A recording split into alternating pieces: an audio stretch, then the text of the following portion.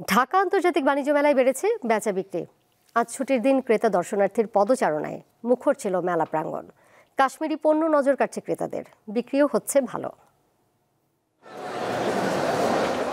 শাল, বিছানার চাদর, ব্যাগ, ফলের ঝুড়িসহ ঘর সাজানোর নানা পণ্যের পসরা কাশ্মীরি ক্রাফটের এই স্টলে।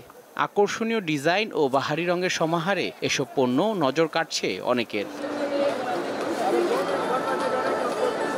দেখে শুনে দামে মিললেই পণ্য কিনছেন ক্রেতারা।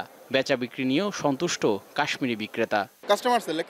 প্রচুর মানুষ আসছেন, আমাদের পণ্য দেখছেন, সে তুলনায় ক্রেতা কম, তবে সব মিলিয়ে বেচা বিক্রি ভালো।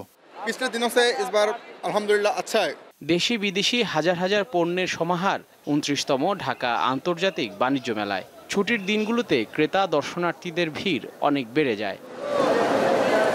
শুক্রবারও এর ব্যতিক্রম ছিল না।